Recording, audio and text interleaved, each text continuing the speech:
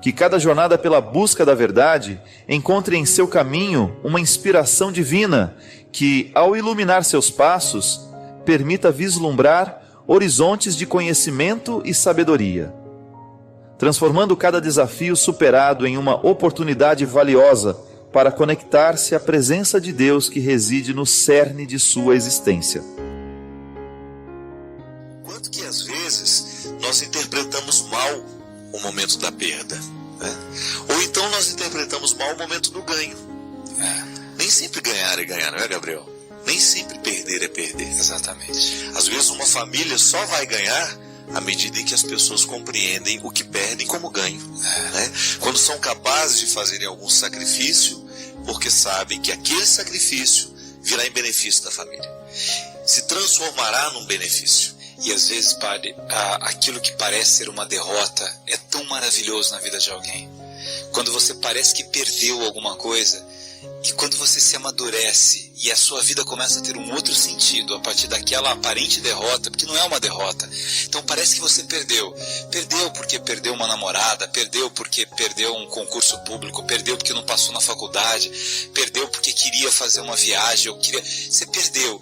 E de repente, assim, diante daquele momento de derrota, perdeu porque uma pessoa que você amava muito morreu e você lutou muito para salvar a vida dela e não salvou, então parece uma derrota. Mas diante daquela aparente derrota, quando você começa a se sentir mais humano, mais frágil, quando você chora e percebe que você chora porque você tem sentimentos, né? Chorar faz muito bem. E às vezes a gente acha que é uma derrota mostrar o sentimento porque eu estou sendo fraco, estou sendo um perdedor, e é o contrário. E é tão interessante que as pessoas, elas só vão amadurecendo nessas derrotas e vitórias políticas. Às vezes você pega um candidato que ganha uma eleição porque faz uma campanha bonita, alguma coisa assim, mas uma coisa é uma campanha bonita, outra coisa é administrar uma cidade, um estado, e às vezes aquele que foi derrotado, a população começa a olhar para ele e fala assim: meu Deus, esse é um vitorioso, porque ele não utilizou nenhum subterfúgio para ganhar. A história do Mandela, né, um homem que fica preso 27 anos e sai da prisão para amar e não para odiar. Isso é vitória, né? Você imaginou ele ter todo aquele poder de fazer o que quisesse, né? O presidente da República. Ele poderia muito bem estabelecer um regime que fizesse justiça a todos os negros, né? Do ponto de vista do ponto de vista que é mais fácil analisar, né? Você vê o poder por essa ótica, né? De sobrepor, de colocar, de fazer valer o que é o interesse daquela classe. E aí quando você descobre que ele percebe que o poder passa por outros caminhos, né? Há uma cena lindíssima, Gabriel, naquele filme A Lista de Schindler, quando o Schindler entra dentro do escritório daquele, sei lá se era um general, aquele alemão, homem, aquele extremamente perverso, né? E que ele trata mal aquele funcionário que está lá dentro, e de alguma maneira ameaça de morte, né? E dá um tiro na frente do Schindler, né? E mata aquele judeu lá na frente dele, e falou assim: isso é para mostrar que eu tenho poder. Aí o Schindler olha para ele assim: mas não matar também é demonstrar poder. Isso é muito interessante, né? E às vezes nós identificamos somente o aspecto mais lustroso do poder, né? Quando é que a gente ganha, quando é que a gente perde? Depende da maneira como nós vamos interpretando. E aliás, cada vez mais estou convencido de que desenvolver essa sensibilidade no humano é importante, né? A capacidade de ver a vida com um pouco mais de amplitude. Às vezes a nossa visão é muito reduzida, Gabriel. Muitos sofrimentos, né, são nutridos por causa da falta de amplitude na compreensão das coisas, né? Outro dia encontrei uma mulher que estava sofrendo amargamente com um problema na casa dela, um problema em família, e o problema era pequeno, não era uma coisa desastrosa, né? Era uma coisa muito simples. Sabe o que era? A filha estava casada com um evangélico, e ela estava preocupada, e na verdade ela ia se casar com um evangélico, não tinha se casado ainda. E qual era a preocupação dessa mulher? Onde ia ser a cerimônia e onde seriam batizados os filhos, os netos. Aí já viram traumas. Não, ela criou um inferno. Ela criou um inferno na vida do filho, e estava criando um inferno na vida dela, porque ela estava dimensionando um problema de uma maneira, amplificando de maneira desonesta um problema. Eu falei para ela: pelo amor de Deus, problema é câncer.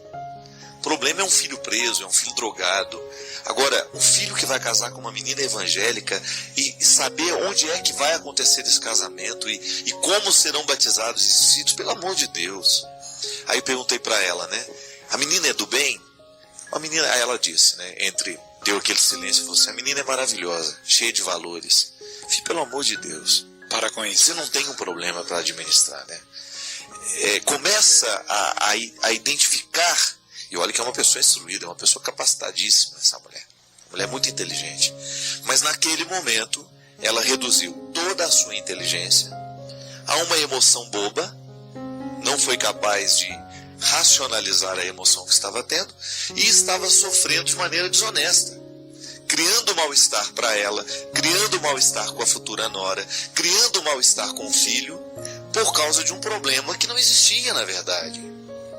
Pequena questão que poderia ter sido administrada sem tantos conflitos, mas é aí que está a questão, porque na verdade, se a gente não administra bem esta pequena questão, isso pode verdadeiramente virar um problema para o resto da vida, quando ela pode criar uma inimizade entre ela e a nora por causa de uma questão religiosa. Sabe, padre, esses dias também uma mulher, no programa de rádio, na Canção Nova, mandou lá um e-mail dizendo que ela estava muito desconfiada do marido dela, porque ela tinha percebido assim que ele estava muito feliz, estava muito eufórico, né? E aí uma vizinha dela achou que ele estava com uma amante, né? E ela conta no e-mail que ela começou a desconfiar, começou a reparar que ela nunca viu nada e que ela resolveu perguntar, e que todo dia ela pergunta pro marido, ela olha pro marido e fala: você tem amante ou você não tem amante? E ela fala assim: olha, todos os dias eu brigo com meu marido. E o meu marido agora diz que não me aguenta mais, né? Eu falei: claro que ele não te aguenta mais. Se você nunca viu ele com amante nenhuma, você resolveu cismar com isso, foi se consultar com uma vizinha que também não viu nada, mas que está desconfiada pela alegria dele de que ele tem uma amante, né? Então assim, você não tem problema, você criou um problema. E aí você cria um problema e esse problema ele fica muito, muito próximo da sua própria vida, destruindo a sua vida. E as pessoas, elas vão criando coisas onde não há. Nessas horas, quando o senhor diz da pessoa que tem câncer, da pessoa que tem uma doença maior, é que a gente fala da beleza de um trabalho voluntário, né? Quando você, diante do problema do outro, você fala: meu Deus, mas meu problema é tão pequeno, né? Esses dias eu entrevistei no Papo Aberto lá o presidente da ACD, que aliás é seu admirador, né? Um homem fantástico, fabuloso. Fantástico, né? E aí a gente foi mostrando algumas cenas, aquela criancinha sem braços, sem pernas, mas numa alegria, jogando capoeira, nadando, a mãe numa felicidade, o outro menino com uma série de problemas, um riso deslumbrante. Aí você olha e fala: meu Deus, esse menino não tem braço, esse menino não tem perna, ele está vivendo, essa mãe está vivendo com ele.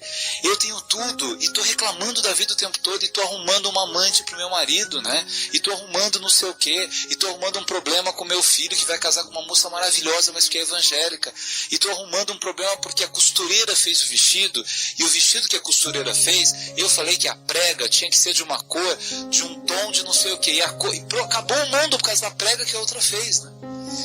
É aquela velha história, né? O menino é feliz porque ele não presta atenção no braço que não tem. Ele presta atenção no que ele tem e no que ele consegue fazer com o que tem, né? Às vezes, minha gente, o que acontece na nossa vida é isso. A gênese de muitas infelicidades está justamente no fato de nós prestarmos atenção naquilo que a gente não tem. Outro dia eu estava dizendo aqui, Gabriel, não sei, foi semana passada, retrasada, estava dizendo que o grande problema do ciumento é que ele não presta atenção no que tem. Ele está sempre de olho naquilo que é do outro. E porque não administra o que tem, ele acaba se transformando numa pessoa infeliz. Ele gera problemas, ele gera problema para ele gera problema para quem está do lado. E engraçado que essa mística, isso é uma mística, de você eleger o que é bom todos os dias. Isso é muito difícil nos nossos dias, porque parece que o nosso contexto é de muita possibilidade. Então a gente vive aquela ansiedade de querer ter tudo, né? E às vezes a gente não sabe fazer a triagem do que nesse contexto onde a gente pode tudo, o que verdadeiramente vale a pena querer, né? Quando a gente coloca a nossa intenção em alcançar muitas coisas, a gente acaba não alcançando nada. Porque posso até estar rodeado de um monte de conquistas, mas qual delas verdadeiramente me realizou? Qual delas verdadeiramente me fez feliz, né? O que neste contexto de tantas possibilidades verdadeiramente pode me realizar? Porque eu acho que é aí que a gente vai descobrir verdadeiramente o que vale a pena na vida. Tem uma coisa que a gente falou no Cartas 1, que também fala de certa forma no Cartas 2, que você fala sempre, que é essa questão do ordinário e do extraordinário, né? O extraordinário, ele acontece extraordinariamente, de vez em quando. Então assim, olha, extraordinariamente a gente vai viajar e vai conhecer uma cidade com praia. Extraordinariamente você vai comprar uma coisa nova. Então você vai ter prazer naquele carro novo que você comprou, mas é extraordinário. Você não compra um carro todo dia, você não viaja em férias todos os dias, você não, enfim, faz uma festa todos os dias. Se a nossa felicidade estiver no extraordinário, a nossa vida é um problema. Ela tem que estar no ordinário. No dia a dia, é sentar para tomar um café da manhã, né? Fala, que delícia, olha que pão gostoso, né? Aí um dia você inova no pão e o pão vem, sei lá, quentinho, você passa uma manteiga, aí você sente aquele cheiro, é isso, né? Você primeiro sente o cheiro, depois é uma coisa tão simples, pequena. Mas... Eu desejo que a força do coração de Deus possa estar sempre presente com você, lhe concedendo o dom da fé, lhe concedendo o dom do discernimento e o equilíbrio, tão necessário para que a vida seja melhor e mais feliz. O Senhor esteja convosco, Ele está no meio de nós. Derrame sobre todos nós a bênção do Deus Todo-Poderoso, Pai, Filho e Espírito Santo. Você que já passou pela vida, que já viu muito mais do que eu, o que eu posso fazer para ser feliz? Uma pergunta muito sincera. Talvez as crianças nos façam de outro modo. Talvez elas ainda não saibam formular assim: mãe, pai, o que eu preciso para ser feliz? Talvez ainda hoje, depois de crescidos, nós ainda não tenhamos coragem de perguntar com essa clareza toda. Perguntamos de outros modos, né? Às vezes perguntamos errando.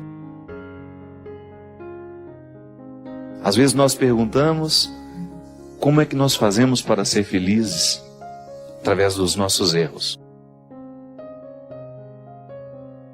É interessante a gente identificar que em muitas quedas, que em muitos vacilos humanos, ali está uma tentativa de ser feliz. Não é verdade? Você já experimentou isso? Você sabe muito bem do que estou falando. Já vivenciou a dor de não ter sido feliz naquele momento que você procurava ser. É assim mesmo. A vida é feita de fragilidades, nós somos feitos de fragilidades. Nem sempre nós escolhemos o jeito certo. O importante é a gente fazer a pergunta da criança continuar viva dentro de nós. Aliás, eu acho que é um grande desafio a gente manter viva a criança que pergunta dentro de nós. É interessante que quando uma criança está vivendo o processo de descoberta do mundo, ela experimenta a dimensão filosófica da vida, né? Você já viu que crianças gostam de perguntar, né? A fase dos porquês, né? Por que isso? Por que aquilo? E feliz da criança que convive com pessoas dispostas a responder essas perguntas. Às vezes a gente vai, cala a boca, menino, tá cego. É a fase filosófica que nós podemos matar numa criança quando nós não estamos dispostos a acolher os seus questionamentos. Ainda hoje, conversando com um casal de amigos, eles falavam da diferença da filha mais velha para a filha mais nova. Dizem que no aniversário de 2 aninhos, a menina não quis vestir o vestido que a mãe havia preparado, porque ela sempre teve uma vontade muito forte. Ela desde menininha, petitinha, ela já demonstrava que ela manifestava o que ela queria. Eu não gosto desse vestido, pronto, e acabou. E aos 2 anos, você já imaginou isso? E aí diz que vestiu o vestido que ela não queria e não olhou para a cara da mãe durante toda a festa. Imagina uma criança com 2 anos. E aí eu estava dizendo para essa minha amiga que é mãe da criança, né? Falei, você pode ter um grande ser humano dentro de casa, né? Porque ela tem um temperamento forte. Essa menina sabe o que quer.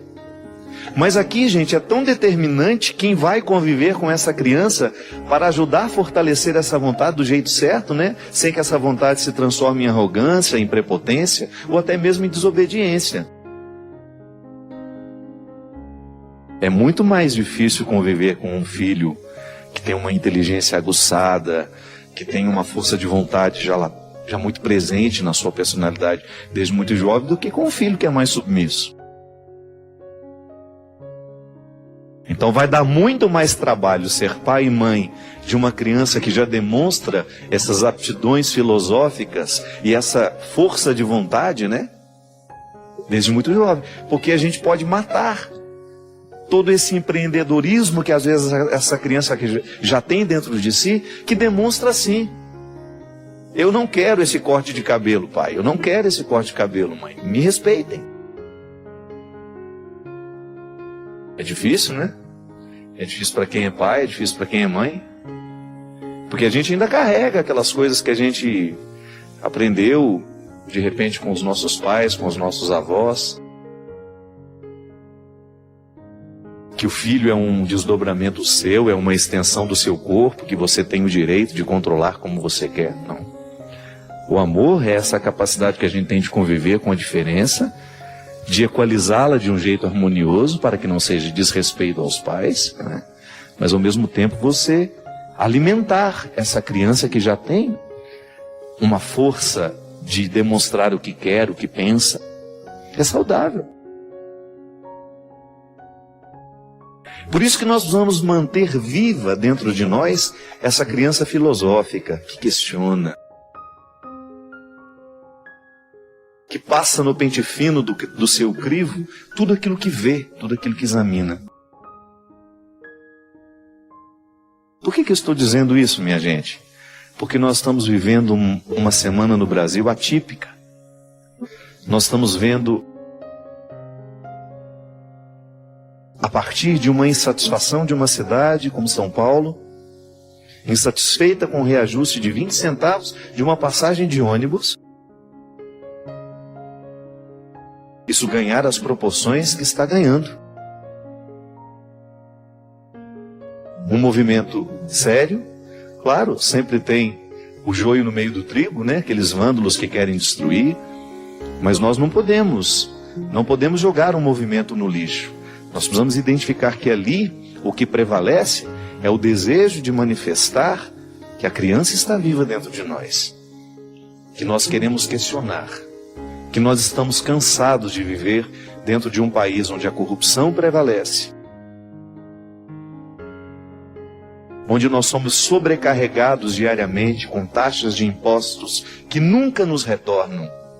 Porque não seria nenhum problema nós pagarmos os impostos que nós pagamos no Brasil, desde que nós tivéssemos o retorno deste imposto.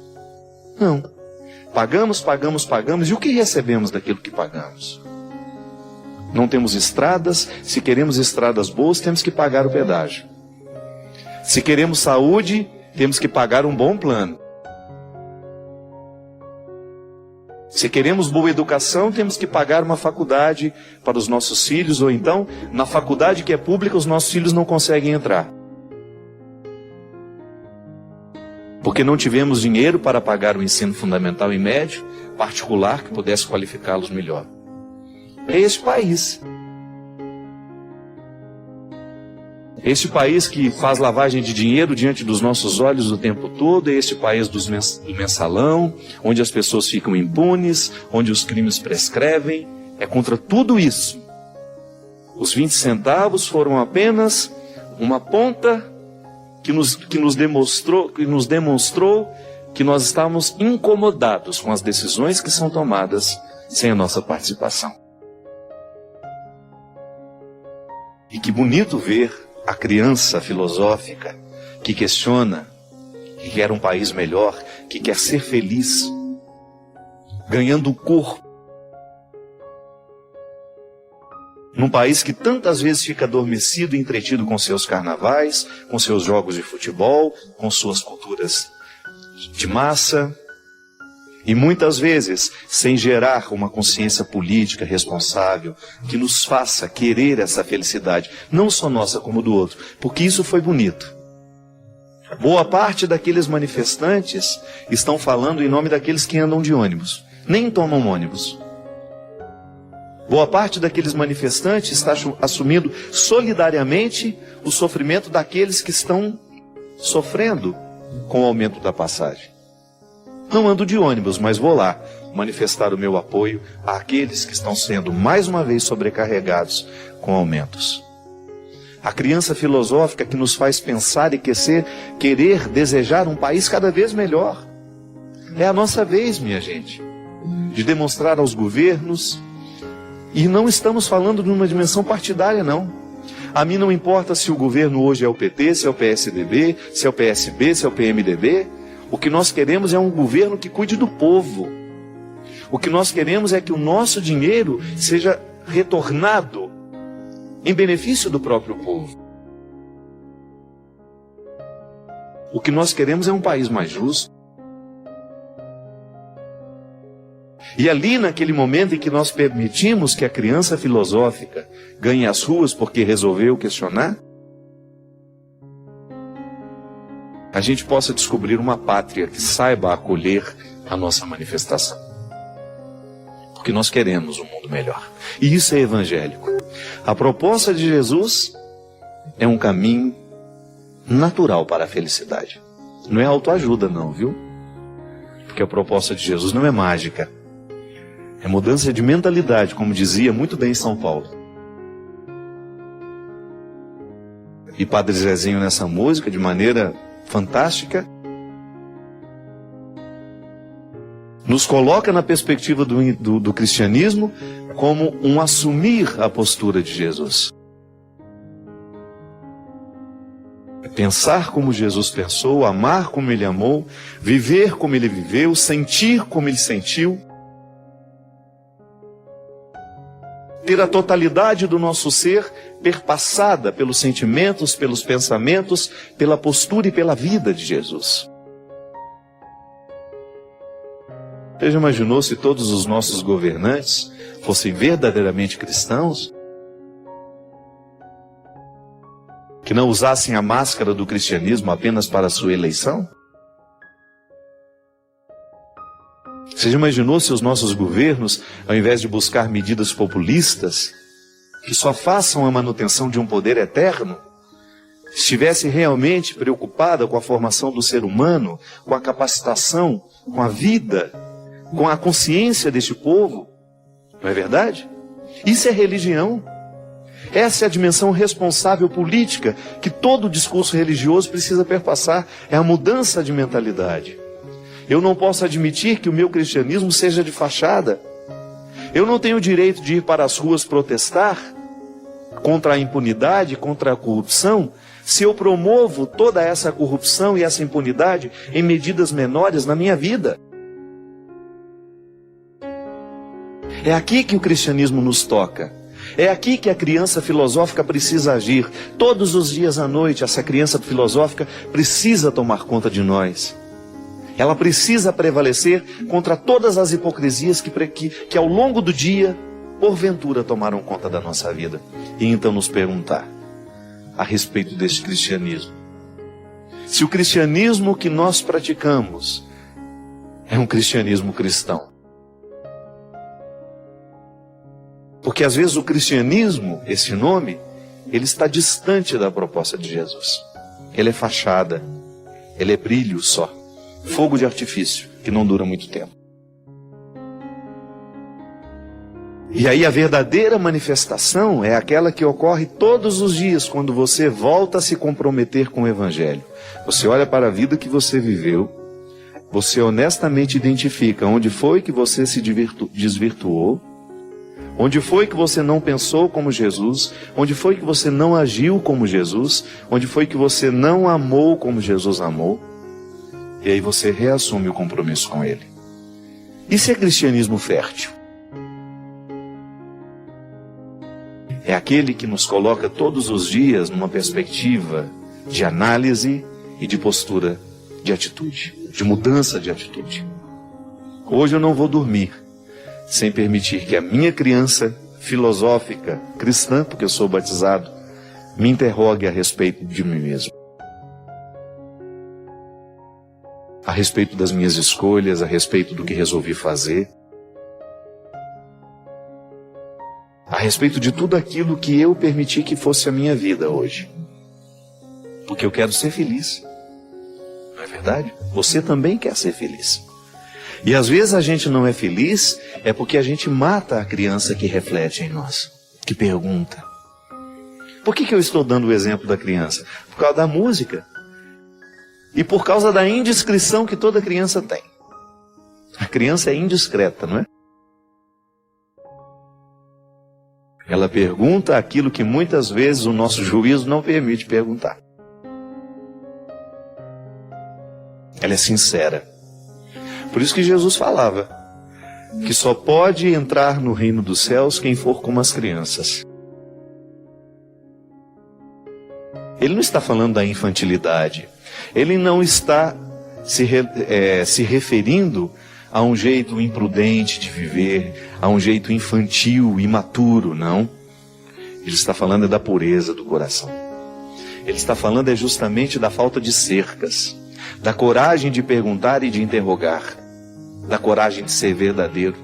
Porque nenhum cristianismo pode ser frutuoso se ele não passar pelo crivo da nossa verdade. Está sendo verdadeiro o que eu estou vivendo? Será que hoje eu estou mais parecido com Jesus? Ou isso está apenas um discurso que não me toca? Será que hoje a minha manifestação, porque o cristão, ele vive em constante manifestação. Ainda que eu não saia nas praças para protestar, o nosso jeito de viver tem que ser tão coerente, que ele incomoda. Incomoda no bom sentido, de provocar no outro um questionamento. Meu Deus, como ele é honesto. Meu Deus, como ele é verdadeiro. Como ele não se curva ao poder.